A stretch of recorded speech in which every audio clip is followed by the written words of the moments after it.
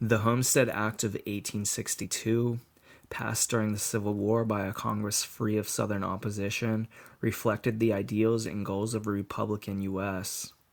In keeping with the Jeffersonian vision of a nation of small farmers, the federal government sought to extend the system of individual land ownership west. The Homestead Act, expanding the basic system of settlement established by the Ordinance of 1785, provided a means for privatizing expansive western public lands.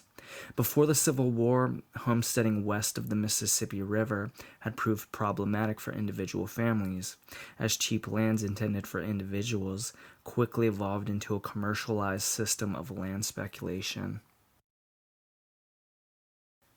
The Homestead Act provided title to 160-acre parcels for individuals who made improvements to the land over a period of 5 years. Settlers had the option to purchase the land for $1.25 per acre after the first 6 months of residency, and some opted to pay up front to secure mortgages to fund improvements. This option encouraged speculation by allowing homesteaded land to be brought into the commercial market a quarter section at a time at a higher resale value. Rather than improving the land, homesteaders often sold out to other individuals or commercial farms that grew grain crops over vast acreages.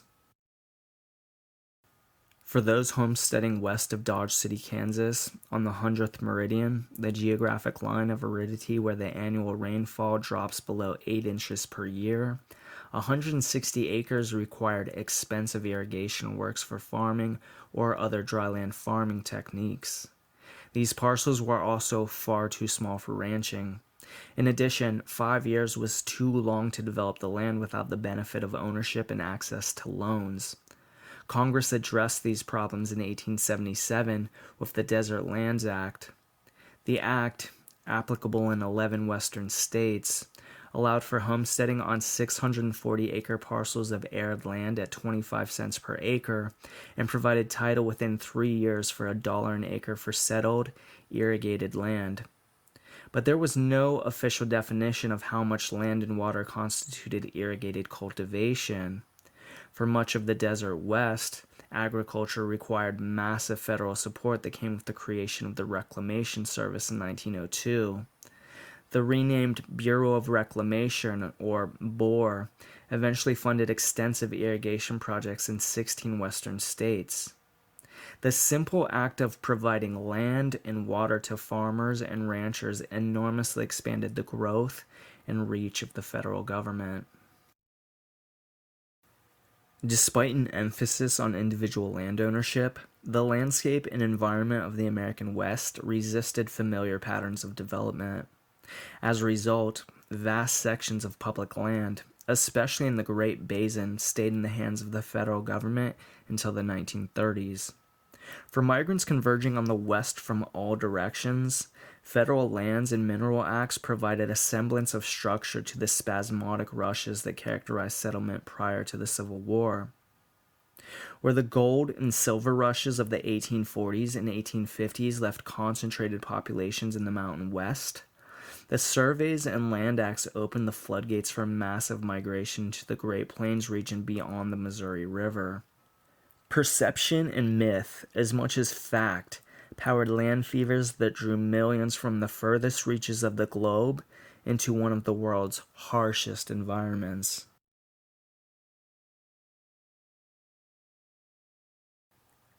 It's hard to overestimate the power of perception in the creation of the West as both a geographical region and an ideal with lasting global appeal. In 1895, future President Woodrow Wilson wrote, "The West has been the great word of our history. The Westerner has been the type and master of our American life." The great word was always more myth than truth, not entirely false, but a powerful idea with enough fact to motivate millions to move great distances and suffer enormous hardships. The mythic version of the Western story is still celebrated in literature, on film, and on TV. But the myth had a dark side. It justified the mistreatment of Indians in their ancestral environment and contributed to the class and racial conflicts that characterized the post-Civil War West. Promoters and boosters lured settlers, workers, and investors to the region by steadfastly portraying the West as a paradise to be tamed and civilized.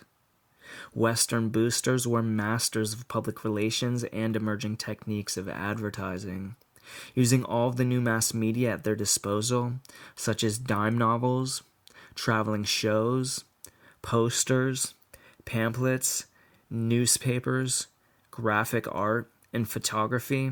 They promoted places that didn't yet exist and invented simple solutions to complex cultural and environmental dilemmas. Boosters, for instance, dismissed the lack of water in much of the region with claims like, "The rain follows the plow." The faith that ingenuity, technology, and hard work could transform even the weather was widespread and pushed global migrations to the west. But global droughts throughout the late 1880s demonstrated how quickly fertile soil, once stripped of its native cover and tilled, could burn and blow away, along with the hopes of settlers.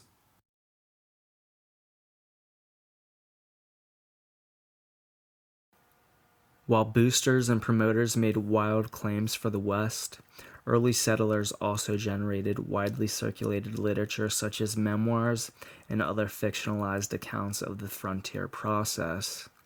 As individuals or collectively through so-called pioneer societies, settlers lamented the passing of a grand age, even as they exaggerated the savagery of the land and peoples they thought they had conquered. Settlers, together with an influential group of artists, authors, dreamers, and deceivers, created such a powerful, persuasive mythology that even savvy observers had trouble discerning truth from fiction. No one man blended history and myth better than William Buffalo Bill Cody. He was literally a legend in his own time, a man simultaneously a real person and a fictional character of international fame. His heavily embellished life story of migration as a youth from LeClaire, Iowa to the west, over the plains and through the Rockies, encompassed all the experiences global audiences recognized as part of the western frontier life, such as buffalo hunting, Indian fighting, bronco busting, gunslinging, and military scouting. In the 1880s, Cody's Wild West shows featured real-life Westerners recreating idealized versions of the actual history unfolding in the region at the same time.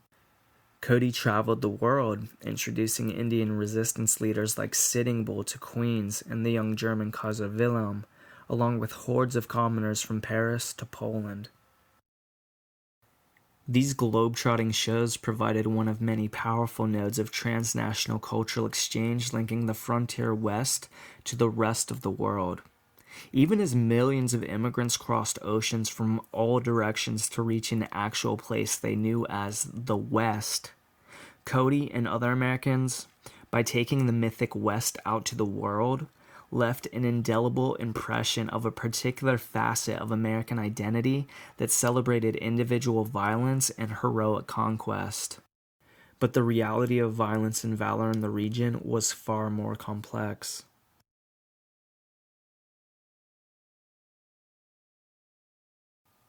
Dime novels, Wild West shows, and the 20th century movies yet to come told stories of righteous individual violence. The Western genre in all its forms had two basic narratives. One, the gunfight in the street between a good man and an outlaw. And two, brave pioneers versus murderous Indians. Foreign authors such as German Karl May, who never traveled to the West, sold millions of stories of individual violence that circled the globe. Buffalo Bill raised the appetite for them by reenacting an idealized version of regional violence. Figures like the young criminal Billy the Kid gained international fame for exploits that bore little resemblance to their decidedly unromantic lives. Thousands died bloody deaths in the violent West, but rarely were they lone figures dueling heroically in the streets. Individual violence was most often criminal or reckless, with cheap alcohol as the fuel. Collective violence was disturbingly premeditated and often carried out by otherwise upstanding community members or soldiers. The myth of individual violence conceals a more disturbing reality of group violence involving regular citizens and whole communities. Horrific organized violence against Indians, such as the profoundly disturbing Sand Creek and Wounded Knee massacres, was much more brutal and common than were gunfights. The idea that military action or group vigilantism provided a necessary corrective to the disorder of the frontier justified much of the violence in the West well into the 20th century. Prominent community and religious leaders joined so-called vigilance leagues in San Francisco and Denver. Western papers wrote favorably about vigilante lynching mobs that saved county money and time by executing criminals without delay or due process. Western corporations often hired thugs to break strikes, remove unwanted workers, or impose order by threatening violence in company camps and towns.